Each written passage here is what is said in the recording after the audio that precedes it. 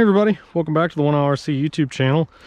Today we're going to do our first run of the Redcat Racing Shredder, the 1/6 scale that was on sale right before Black Friday last year. I picked this thing up for like 299 bucks.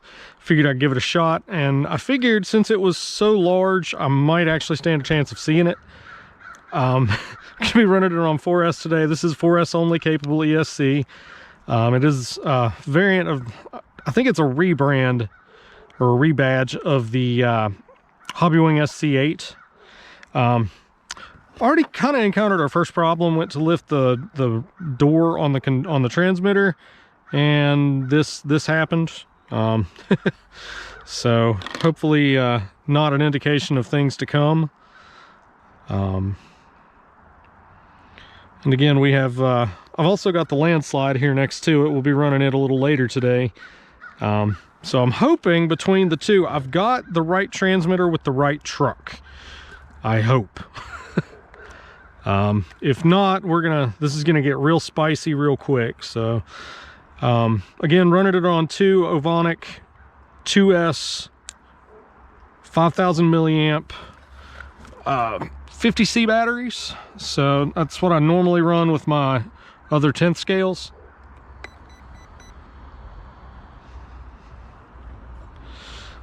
So far so good.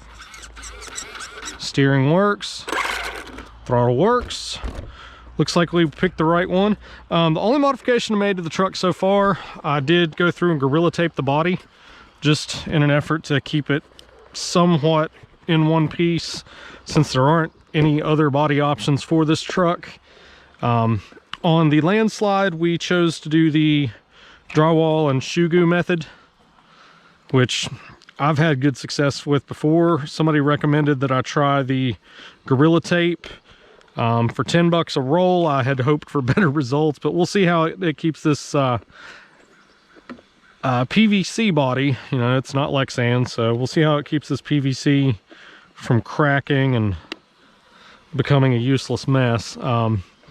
Anybody out there have any recommendations on replacement bodies? I'd love to hear them. Like I said, I've only seen just the stock body from Redcat, which, you know, I'm not a huge fan of, but you know, here we are. I'd love to go with like a cab forward truggy style body. I'm a huge fan of that look. Gotta really be careful on how you pick this thing up, because it weighs a metric ton. So I'll put my glasses back on so I can somewhat see, and we'll see how this thing goes.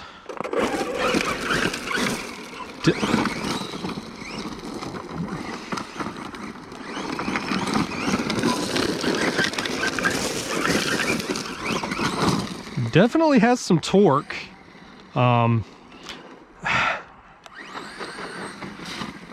I really hope it's waterproof, because I did not see that coming. Should I say splash proof? You can definitely see the center diff unloading.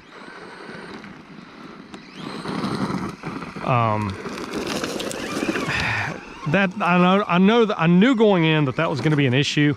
If I'm not mistaken, these only have grease in the center diff. So I've already got a bottle of 500,000 weight on the workbench ready to go for it.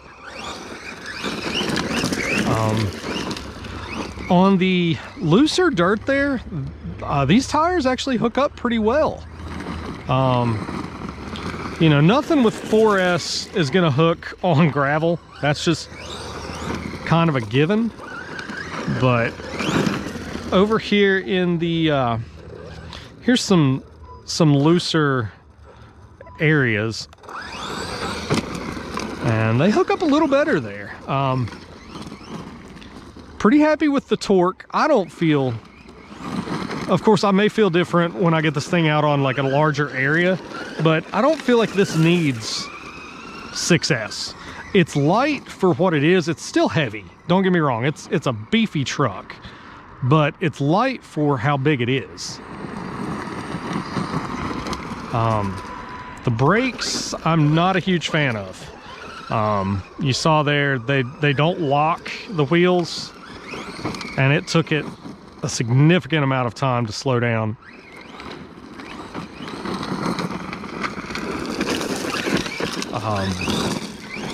Ouch. This thing does sling some gravel. I'll give it that. But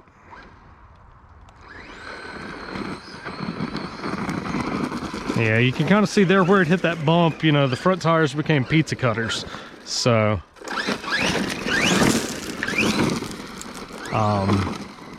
so I've got 500,000 weight for the center and 50,000 weight for the front and rear, plus a shim kit. The diffs on the bench do feel kind of,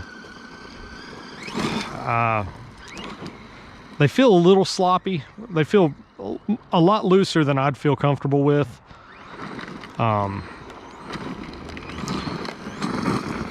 And again, it just comes down to the fact that I didn't build it. That's how it came out of the box.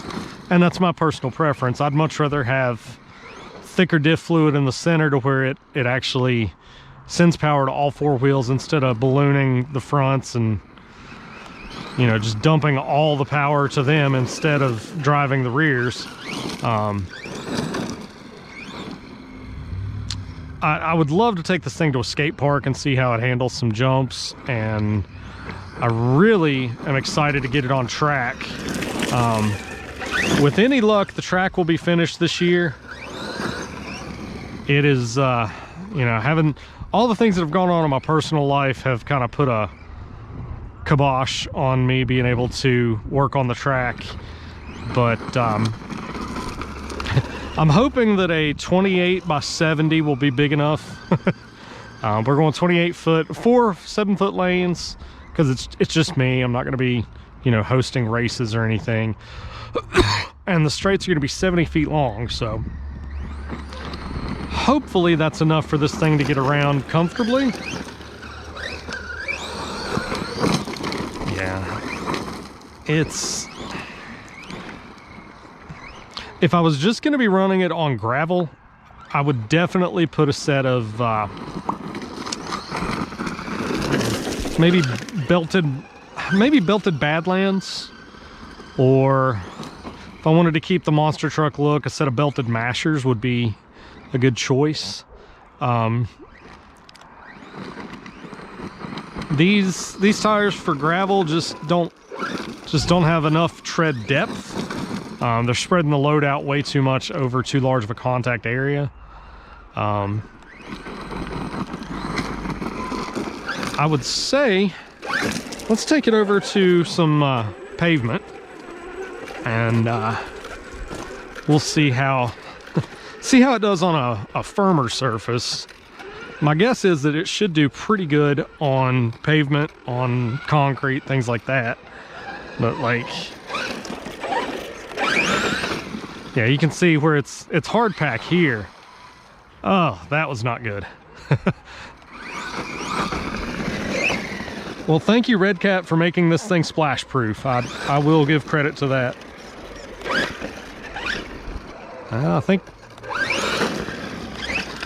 don't know if we just hit low voltage cutoff, or if I may have spoke too soon on this thing being waterproof.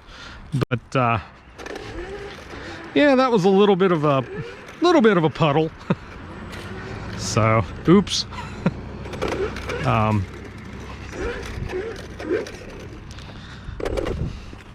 Oh, let's see. Oh yeah, covered in some real nice, nasty, muddy water. Let's see here. Yeah, it's got enough traction now. You can see as we run it here head on to us. Keep an eye on the front tires, and you can see as it goes back on its haunches, those front tires just can't keep up. So we're gonna have to definitely change that out. But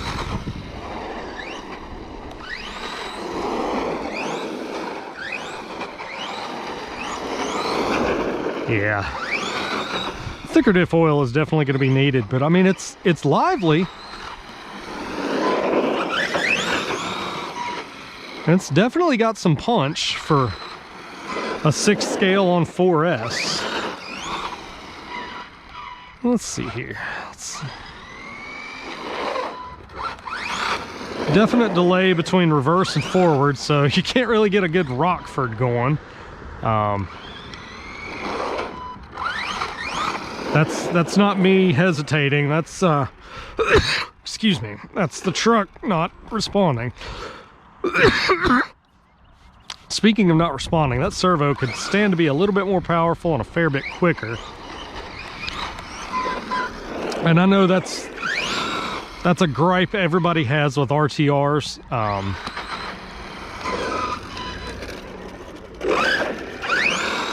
So, you know, it could always use more torque, more speed.